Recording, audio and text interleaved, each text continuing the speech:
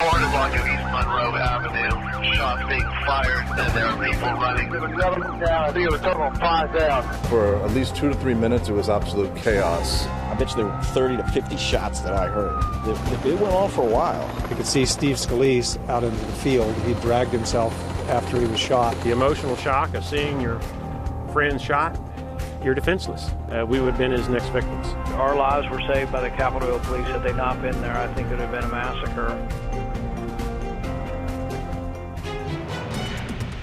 New video just into our newsroom tonight of the moment a group of lawmakers were ambushed. You can hear those shots there. 5 people are hurt following that attack at a baseball field just outside D.C. Right now, Representative Steve Scalise is in critical condition. Officials say he underwent surgery after being shot in the hip. The Republican from Louisiana was the only lawmaker shot this morning.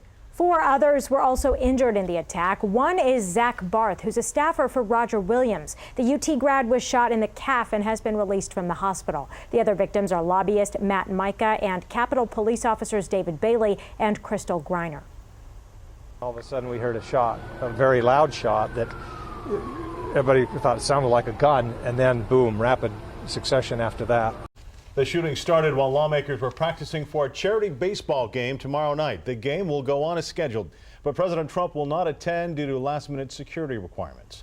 The suspect in the shooting has been identified as 66-year-old James Hodgkinson from Illinois. He has died from his injuries tonight. Minutes ago, the FBI released this poster on its website. Agents say they are asking for more information about him. Police have yet to confirm a motive, but one lawmaker said Hodgkinson approached him before the shooting. Because he asked me if this team was the Republican or Democrat team practicing. I responded that it was a Republican team practicing, and he proceeded to shoot Republicans. Police say Hodgkinson had 2 handguns and a rifle and died from gunshot wounds to the torso. We have live team coverage tonight on this attack. We start with Chief Political Correspondent Scott Thuman in Alexandria tonight. He has the latest on the investigation. I've still got shots being fired. We got 1 in custody. We need medics. Chaos as Republican members of Congress came under fire practicing early Wednesday morning for a charity baseball game. Representative Mo Brooks was just feet away. And I thought it was a car backfiring at first until I see the rifle barrel and a white male taking careful aim at congressmen, staffers, whoever he could get a hold of. He had a lot of ammo, and I think he must have been secured behind the third base dugout for a while. It was tough to get to him. In panic, the members scattered in every direction, filling a dugout or hopping the fence to get away. It went on for, it felt like 10 minutes. And there was a guy, I don't know who he was, but was out here on the field. And I guess he was shot early on because he was just laying there and he wasn't really moving. It was Congressman Steve Scalise of Louisiana, the majority whip. And due to his high ranking, the reason a security detail was already on site. It could have been much worse, even a massacre, some members who were here say, if Capitol Police had not quickly jumped into action. They say maybe none of them would be alive. In an extensive exchange of gunfire, 2 of the officers were shot and the suspect, James Hodgkinson, killed. ABC News says the 66-year-old is from Illinois but had been living in Alexandria for the past few months. A Facebook page that appears to be his indicates he is a member of an online group called Terminate the Republican Party. We may have our differences, but we do well in times like these to remember that everyone who serves in our nation's capital is here because, above all, they love our country. In Alexandria, Virginia, I'm Scott Thuman. Witnesses say as many as 50 shots were fired. These photos were taken from the scene this morning. You can see a number of bullet holes in the buildings near the field. Lawmakers say they hid in the dugouts to avoid getting hit. So many close calls. Those on the field say they are lucky police were there. Representative Scalise traveled with his security detail, as you just heard, because of his high ranking. He currently serves as majority whip. Lawmakers say they had nothing to defend themselves, and if the officers had not been there, they would be dead. And our thanks are to the police officers who, including the Alexandria police, who arrived very quickly, who attacked. I can't emphasize this enough. They attacked the shooter, and that saved our lives. The officers are still recovering tonight. Texas Representative Roger Williams sprained his ankle while trying to take cover. His staffer, Zach Barth, was shot in the outfield. Here's how Williams describes the attack. When I got into the dugout, it wasn't 10 seconds. Then Zach had come running in from the outfield, and we landed in each other's arms. He held me, I held him. Williams says another lawmaker took his belt to make a tourniquet and stop the bleeding. Roger Williams coaches the Republican baseball team. Joe Barton is the team's manager. Both lawmakers are from Texas. CBS Austin's Melanie Torrey has been following developments in this story and joins us live from the News Now desk with the latest. Mel?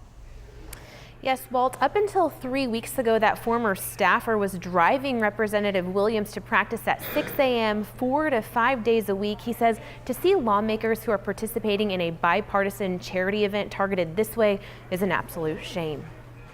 Get the out. This video from April shows Texas Congressman Roger Williams at batting practice, preparing for the more than 100-year-old charity congressional baseball game. Come on, Ryan.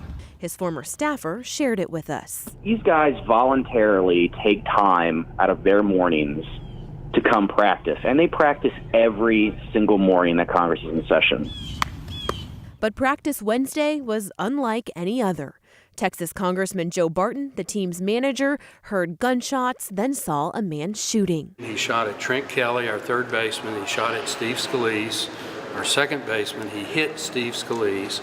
Barton's sons were there too, both uninjured. Some of us were in the dugout, some of us were on the ground. I was behind the dugout. My son Jack got under an SUV, and he was very brave. He says quick police work saved lives. Dozens, if not hundreds, of shots fired. It was scary. Zito, pictured left, Williams on the right, says the only reason Capitol Police were there today is because House Majority Whip Steve Scalise has a security detail. If Congressman Scalise was not there this morning, then it's my understanding that Capitol Police wouldn't be there. And it could have been a much worse situation. Not all members of Congress have security because of the expense, and many preferring their privacy. Still, the security provided for one likely saved many others. Zito tells us it's not uncommon for members of the public to stop by and briefly watch practice. He says there's really no security there other than those 3 Capitol officers who are there with Representative Scalise. Reporting live at the News Now desk, Melanie Torrey, CBS Austin News. Thanks, Mel. Today, Congressman Williams talked about his staff member, Zach Barth, who was shot. Barth is a University of Texas grad and studied government at UT. CBS Austin's Raven Ambers spoke with his professors today, who said a job in politics was perfect for him. Raven?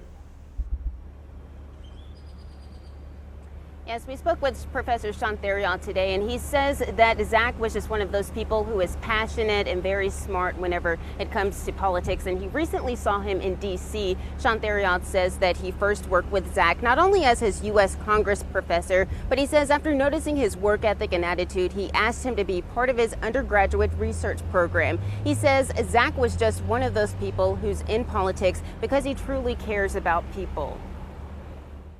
I'm not sure if he envisions himself being an elected official at some point, but he really believes in giving back to his community and fighting for the issues that he believes in.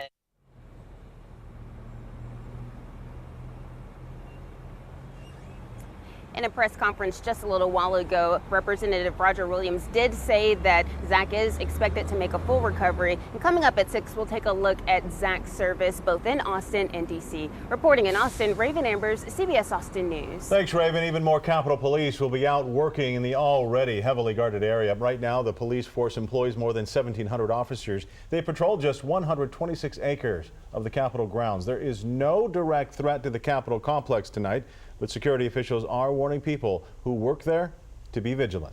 So how much security do lawmakers get here at the state level? The measures now in place at the Texas State Capitol. That's coming up tonight on CBS Austin News at 6. Deliberations continue. The evidence the jury is focusing on as it works to find a verdict in the Bill Cosby sexual assault case.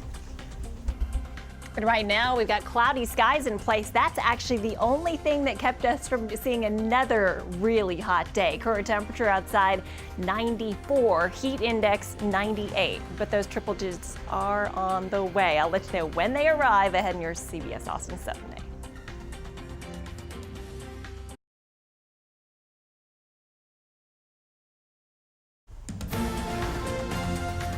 Continuing coverage tonight, jurors in the Bill Cosby sex assault case are deliberating for a third day now. The jury has reviewed Andrea Constand's testimony about the night she says the comedian drugged and violated her. Jurors had portions of Constand's testimony read back to them this morning. Constand testified last week that Cosby gave her pills and groped her while she was passed out.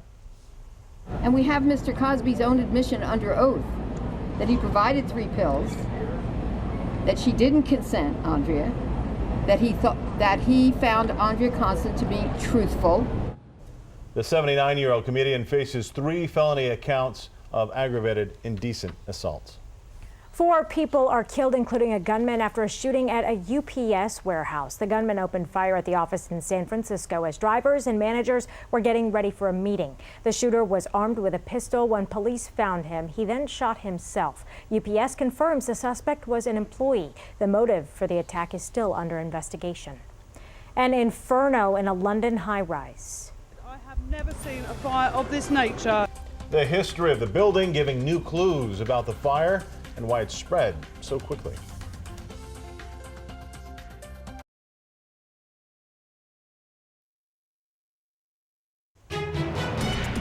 At Rock DC this morning, we continue to follow a developing story out of Virginia tonight. 5 people still recovering after a shooting at a baseball field. Representative Steve Scalise is still in critical condition tonight. A UT grad and congressional staffer is also recovering tonight, along with a lobbyist and 2 police officers. The shooter was killed in the attack. Lawmakers returned to work today despite the attack on their colleagues. House Speaker Paul Ryan gave a speech on the floor this afternoon. He praised the efforts of Capitol police officers and other law enforcement. He also called for unity. We are united. We are united in our shock. We are united in our anguish. An attack on one of us is an attack on all of us. Ryan received a standing ovation as lawmakers in both parties came to the House chamber. Developing tonight, an American college student held in North Korea for 17 months is back home tonight. 22-year-old Otto Warmbier arrived home in Cincinnati late last night. He is currently in a coma. Warmbier was arrested in 2016 for ripping down a propaganda poster in a Pyongyang hotel. North Korea claims Warmbier fell into a coma last year. They say he got sick and was given a sleeping pill. I think Kim Jong-un, the leader, has some explaining to do. The excuse the North Koreans have given doesn't wash. U.S. intelligence reports indicate Warmbier had been repeatedly beaten. Warmbier's parents plan to hold a news conference tomorrow. A massive fire engulfs a London high-rise. This new video is coming to us tonight showing the smoke from up thousands of feet in the air. The death toll is expected to rise after that massive fire destroyed a high-rise apartment building in the middle of the night. So far, 12 deaths have been confirmed. More than 70 people are injured. Brooke Silva-Braga is live on the scene tonight.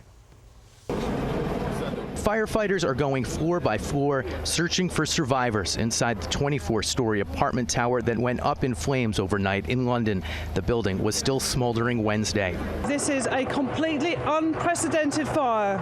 In my 29 years in the London Fire Brigade, I have never seen a fire of this nature. Many of the building's residents were asleep when the fast-moving fire started and had very little time to get out. People were just waving on the top floor. You can't do nothing. I feel very helpless because we can watch the fire burning in terrible flames and people are dying inside. Witnesses say people trapped inside used lights on their cell phones and waved clothing to get firefighters' attention.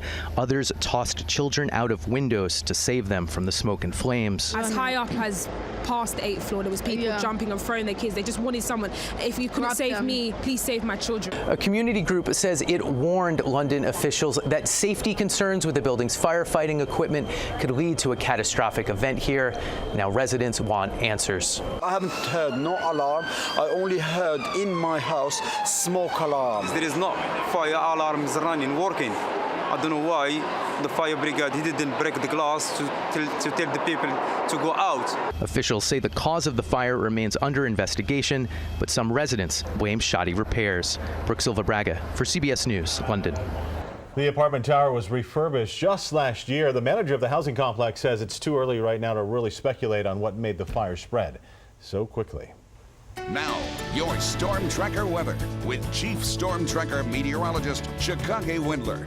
All right, we did okay today. Our high so far is our current temperature of 94. Part of the reason it's been a lot cooler compared to yesterday's 98 is the cloud cover has been pretty persistent overhead. You can see some breaks in the overcast, but overall the extra clouds equal cooler temperatures. Notice our heat index values are not too bad either, with the exception being out toward LaGrange where it feels like 103 right now. But temperatures range from 88 in Fredericksburg, a heat index of 91, to our hot spots out through Bastrop as well as LaGrange. Now tomorrow I do not think we'll be quite as lucky. Morning clouds will give way to afternoon sunshine. 0% chance of rain, will probably be into the upper 90s. And I still think Saturday will be our best chance for our first triple-digit day. Notice on our satellite image, easy to see this little band of cloud cover that's been pretty persistent right across I-35, and that is what kept us from seeing those temperatures soar even more. Storms out to our west will not bring us any cooling relief nor rain, so we will remain dry. Folks heading off to Blues on the Green, 7 o'clock about 91, down to 86 by 9, and after the show at 82 degrees at 11 o'clock. Remember to stay hydrated. It is this time of year where heat safety is going to be one of those things that always has to be top of mind. For tomorrow, mostly cloudy skies, 78 to start off your day. Clouds whittling away, 90 by lunchtime, high temperature up to 98. Our normal high is 92 degrees. So we're just starting to get this pattern in place, and it looks like it will stick around for quite some time. Our UV index for tomorrow at an 11, extreme, and I don't see any big changes in that either. Tracking temperatures as we head toward the weekend. We go up a notch. 99 on Friday. The record is 103. It will be safe. Saturday, here's our first triple-digit day of 2017.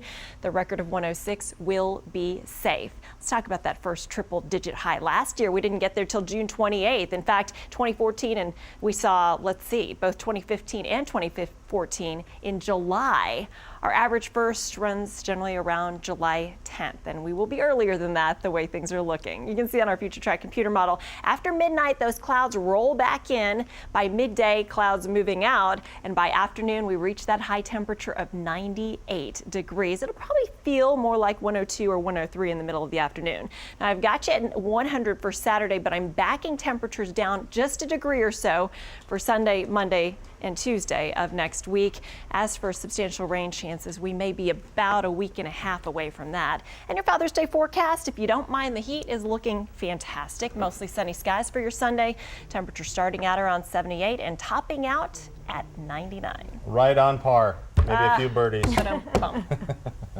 Well, this should come as no surprise. If you're traveling, airline seats are getting smaller. That's all right for you, right? For me, it's fine. I just Good luck, need Walt. more room. I need more room. The new plan coming from American Airlines after it announced some of the tightest seats in the industry.